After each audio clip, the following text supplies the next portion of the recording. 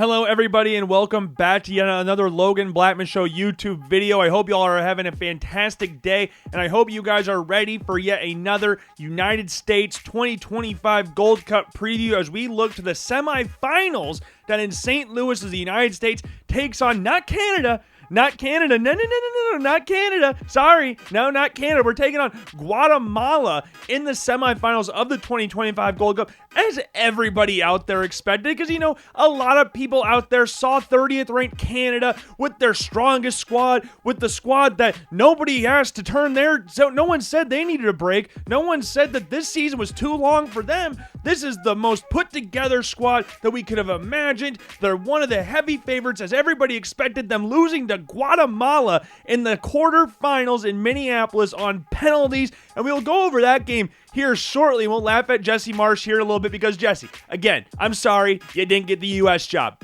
I'm really sorry, but maybe you should start focusing a little bit more on your own national team than trying to continuously take shots at the United States men's national team, and maybe you wouldn't get knocked out in the quarterfinals of the Gold Cup to the 106th ranked national team in the world. Good job on the Nations League. Good job in the Nations League, though. That was cool, because I know you're missing half your squad. I know you're missing half of them, because I know, like, Alfonso Davies out, Stephen Eustachio's out, you had Jonathan Osorio out injured. That's about half. That's about half of 26. Yeah, I think that calculates. That works for me. Yeah, 26. That's about half. That's about half, and that's a good enough. It's not an excuse though. No, it's not an excuse. It's not an excuse though. No. That would not be an excuse. That is a valid reason for why Canada, the 30th ranked national team in the world, lost to the 106th ranked national team in the world. But we're not good. We're going to talk about Canada again here in a little bit. I just had to get a little bit more out of there. I just had a little juice.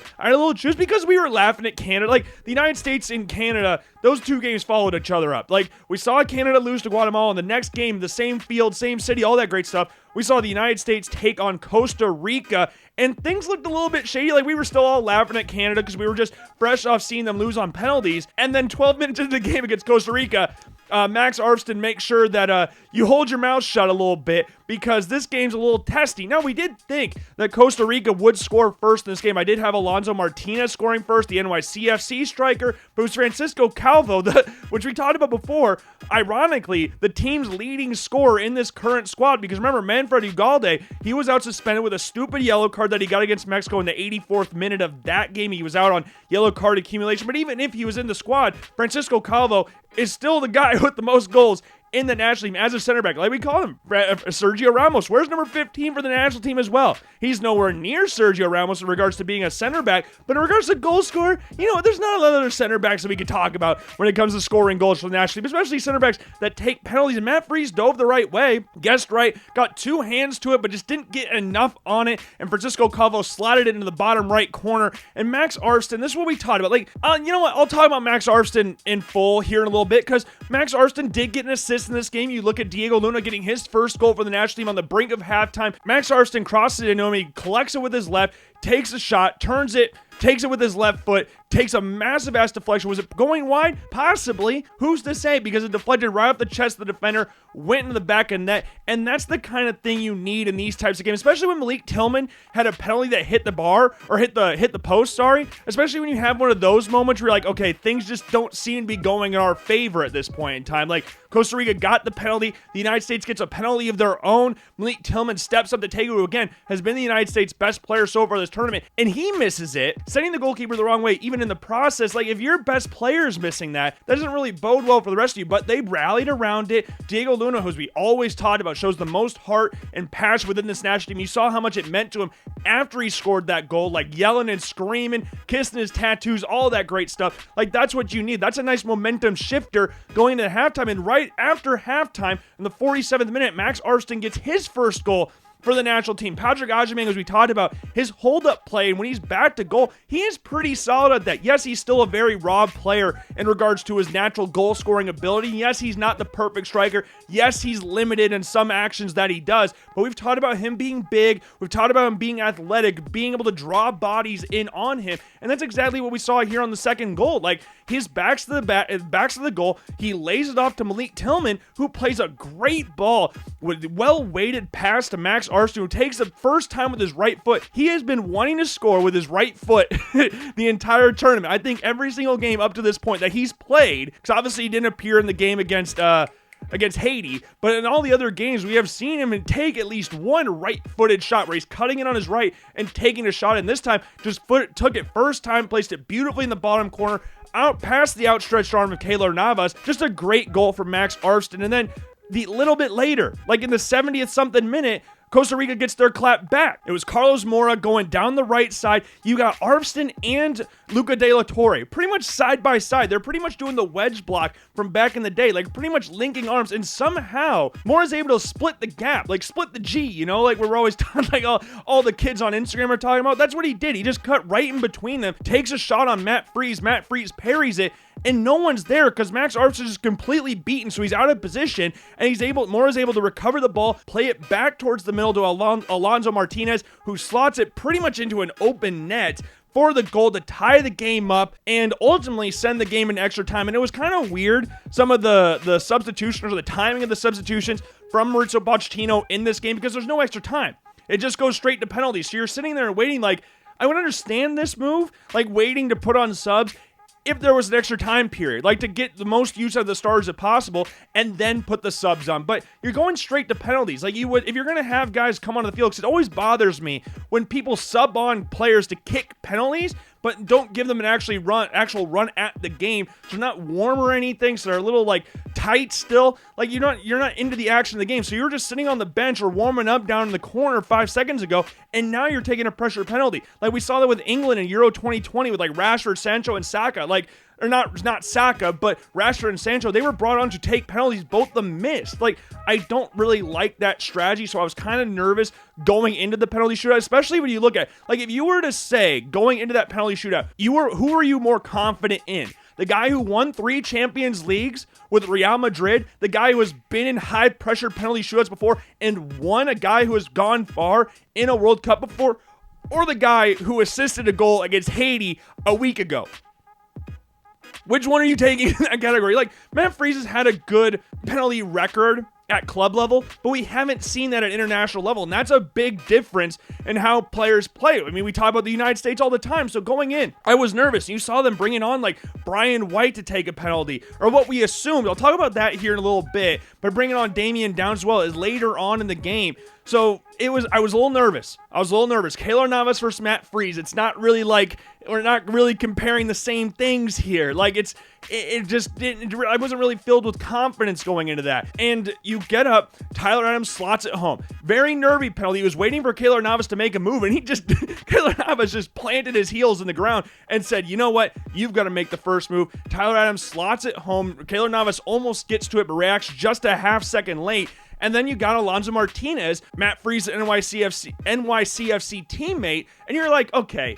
Like, you remember when, like, the Cubs won the World Series in 2016? It was David Ross versus Andrew Miller. Like, he had caught for Andrew Miller in Boston, so he knows what he's looking for. So when you see, like, a guy like your goalie that I'm sure has practiced against Alonso Martinez before, you would hope, like, I was confident going into that penalty shot, but ironically, out of the 7 penalties he faced the entirety of the game, including the Francisco Calvo one, that's the only one that he guessed wrong. He dove to his right, Alonso Martinez went right down the middle, but after that, Matt Freese, I don't know if I've seen a goalkeeper lock in like that since Tim Krul in the 2014 World Cup. I don't know if I've ever seen a goalie in penalty shootouts lock in like that, or maybe Emiliano Martinez in the 2021 Copa America, even the 2022 World Cup. Those types of things where you're like, oh, that guy's locked in.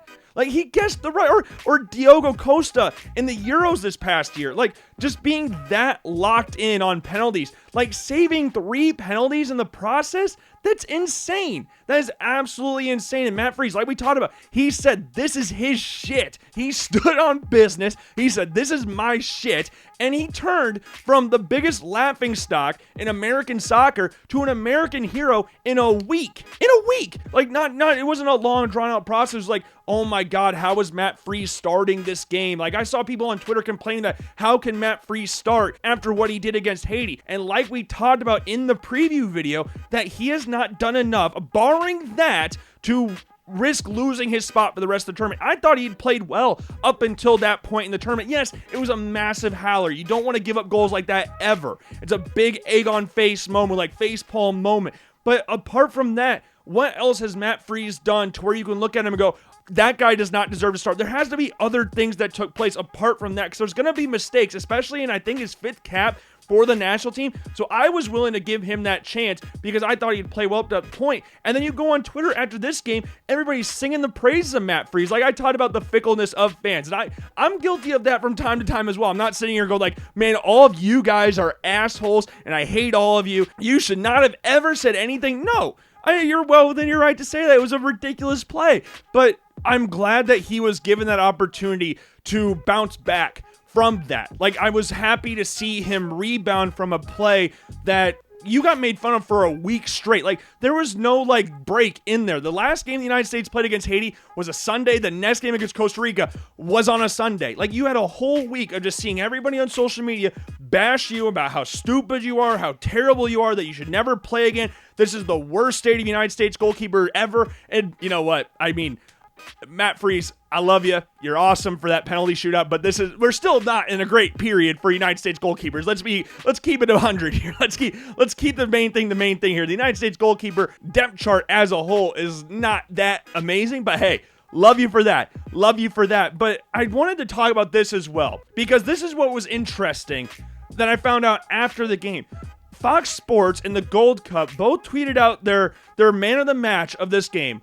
And I thought for sure it'd be Matt Freese. I mean, you saved 3 penalties. You dove the right way on 6 of 7 penalties you faced throughout the entirety of the game. Like, I thought that would be a chance for Matt Freese to be the player of the game in this. But it was Max Arfston. And on face value, you go like, okay, he had a goal and an assist. It was his first goal for the national team. I think I saw it was his 3rd assist for the national team as well. Like, he did well in the attacking aspect. But his defensive qualities, those were the reasons that Costa Rica even scored. The penalty that he gave up was a stupid challenge. Like, I don't know what the thought process was, or either if there was a thought process, just diving in like that. That's just not what good defenders do. And you see him getting split with Luca De La Torre and just being completely out of position on the second goal of the game. Like, he was literally involved in all 4 goals in this game for both the United States and Costa Rica.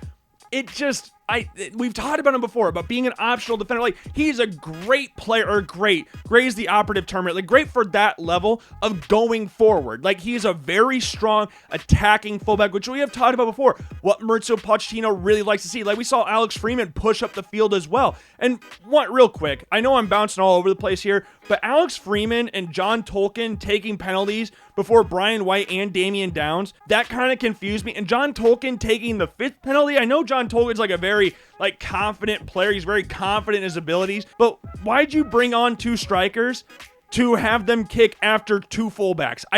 That doesn't really compute in my head. And I do feel bad for Sebastian Berhalter for missing the penalty and then just cutting straight to his dad. I know it was a world view for the broadcast and everything, but they were going to cut to Greg regardless. But I just think it sucks that he skied the penalty. Like, he took it like he was taking a free kick. And he did have a very similar free kick that he did in the Saudi Arabia game to Chris Richards, no less. Just didn't get it. Just couldn't score it. But yeah, I felt really bad for him on that moment. But yeah, Max Arfston is just... he's an interesting player. He divides a lot of opinions. I don't even know if he really divides a lot of opinions. We've talked about, like, Patrick Agyemang has, like, some defenders on social media. Max Arfston doesn't really have that. I think most people just don't like Max Arfston. But going forward, you cannot tell me he's not good going forward. But backtracking and being an actual defender, he's not good at really at all. But that's not his natural position, as we've talked about before, and you can blame that on Pochettino for putting him in those spots, or you can put it on Arfston for, like, not being able to adapt to the system that he's currently playing. But man of the match, nonetheless, I would have personally, again, given it to Matt Freese. If you're a goalie and you save 3 penalties in a shootout, I think just no matter what you did the rest of the game, I think you're the man of the match. And especially in your 5th cap or 6th cap, whatever it was for Matt Freese, I have to give him some credit in there as well. But looking over at the Guatemala versus Canada game, we already talked about Jesse Marsh's awesome comments, like what we talked about before the tournament about how, none of my players turned down the option. None of my players said they were too tired from the long season to play in the Gold Cup. All of my guys wanted to be here.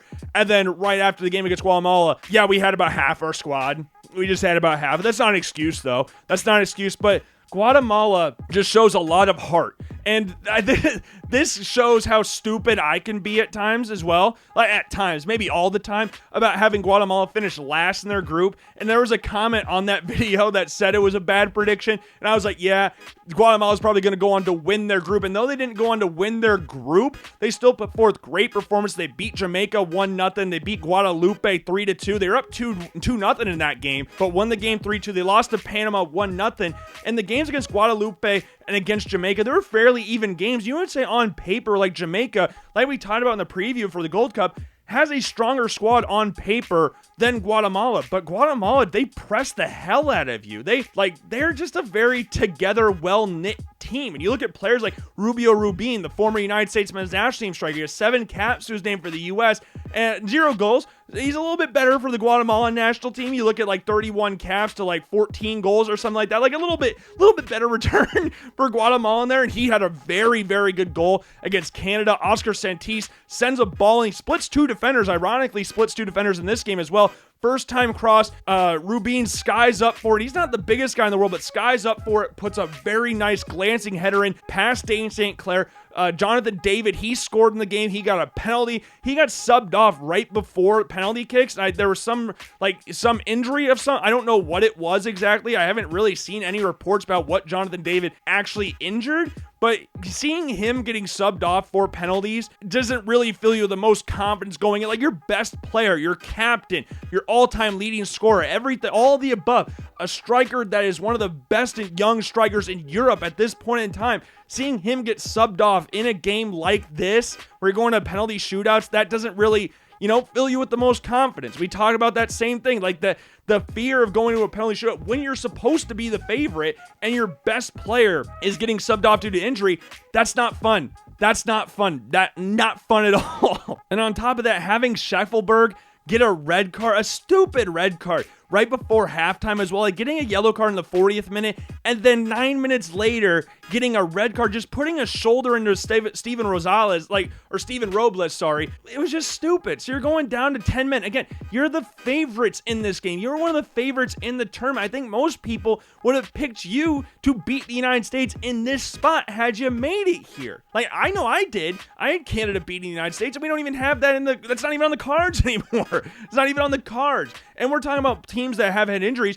Guatemala's starting goalie, Nicholas Hagen, he got hurt earlier on in the tournament. So they're on their backup goalkeeper. And to see Kenderson Navarro save Kyle Laren's penalty out of all the players Canada had, like one of the players you see going up to the penalty shootout, the ones you would have the most confidence in, Kyle Laren would be one of those guys. And to see your backup goalkeeper, who has, I think, 6 caps to his name, going into that spot and saving a penalty. He had a scary moment earlier in the game. He chased Oluwaseyi all the way out to the edge of they chased Jonathan David all the way out to the edge of the box. He sent a ball into Oluwaseyi, whose header got cleared off the line, but Navarro being put in that spot as the backup goalkeeper to Nicholas Hagen, that's a tough spot to be in, and to step up into that against one of the best strikers and young strikers in Europe and Jonathan David, and to save a penalty in the process, to win the game, like, that's very commendable. And you go deeper into this game against Canada, like, this is really one of the biggest upsets in CONCACAF history, in Gold Cup history, CONCACAF history, whatever. Like, the 30th ranked national team versus the 106th ranked national team. That's not something that anybody was expecting going into this tournament. And if you even go even deeper, like, Guatemala deserved to win this game. Like, they had more possession, they had more accurate passes, more shots on target, and more touches in the opposition box. Like, Guatemala deserved to win this game. This wasn't like some smash and grab, park the bus type thing where we've seen some lower level teams or some weaker teams in the past against the mightier teams in regions or at club level or whatever. Guatemala just flat out deserved to win this game. And to just laugh at Jesse Marsh again, like, I'm perfectly cool with how this game turned out. Now, it's going to be an interesting matchup against the United States. The United States has lost to Guatemala one time in the past however many years. Like, the last loss they came against in 2016, they lost the game 2-0, but prior to that, the last time the United States lost to Guatemala was all the way back in 1984. The United States and Guatemala, in their first 3 matches, Guatemala beat the crap out of the United States in the 70s and 80s. The United States rallied back. They have 15 wins to their name up to this point. Guatemala's got 4. I think there's 7 draws in there as well. But this game's no pushover for the United States. Like, the United States cannot go into this game, or any game for that matter, and say, oh, we're the big bad United States. We're going to win because this is CONCACAF. This is our region. This is our tournament. We win this tournament. It's us in Mexico. This is it. And we are going to win this. So you can't just go in there and boast like that. You got to show the heart. You got to show the passion, the drive, all that great stuff. And Richard Pochettino, he talked about the effort the United States put on in this game against Costa Rica. Costa Rica is a very good team. Costa Rica was a team that was beatable, and the United States beat them, but they were a team that could cause the United States problems.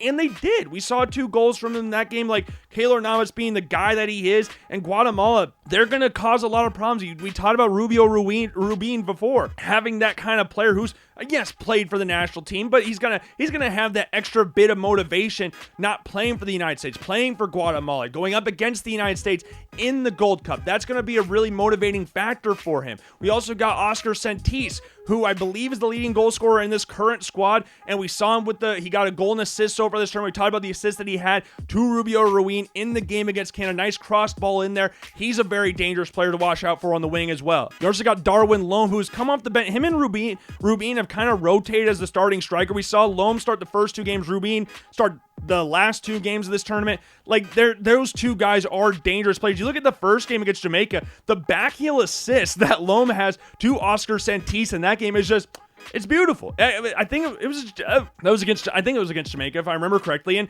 we talked about Kenderson Navarro in there as well, being this inexperienced goalkeeper. But what I think is good for him and good for Guatemala in this game is that they've been able to deploy pretty much the same back line throughout the entire tournament. The only game they had a different back line was against Guadalupe, and they did change their left back. Like, Jose Ardon started that game against Guadalupe, but we've seen Jose Morales mostly start the tournament at left back, and they have some experienced players. They have Herrera at right back, who's a very attack-minded right back, and you also have Jose Carlos Pintos, the penalty taker for the squad, most player in the national team, the captain. Like, having that security blanket in front of you as an inexperienced goalkeeper, I think is massive for him. Yes, so you have the youngster and Escobar on the wing as well. Like, Guatemala might be the 106th ranked national team in the world, but they're dangerous. They are dangerous, and I don't think the United States should take off this game at all. Play your hearts out for this game.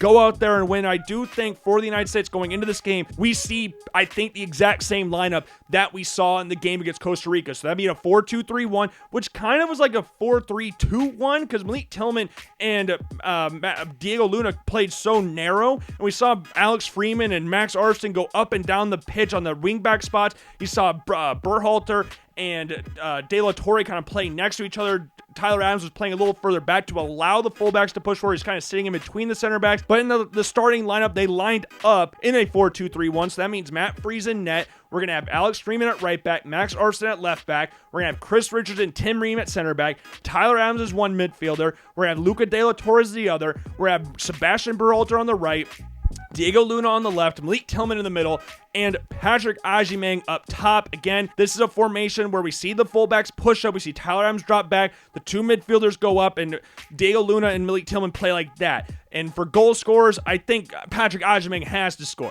He's due another goal. He's due another one.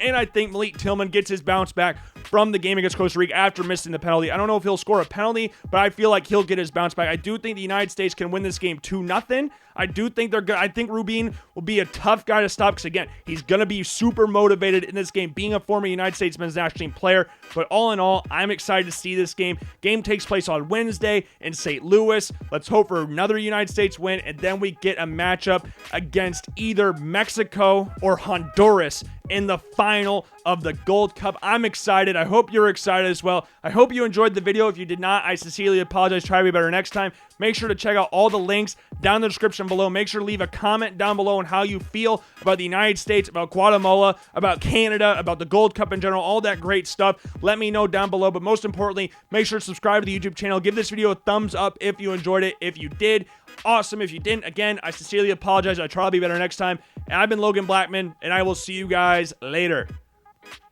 Peace.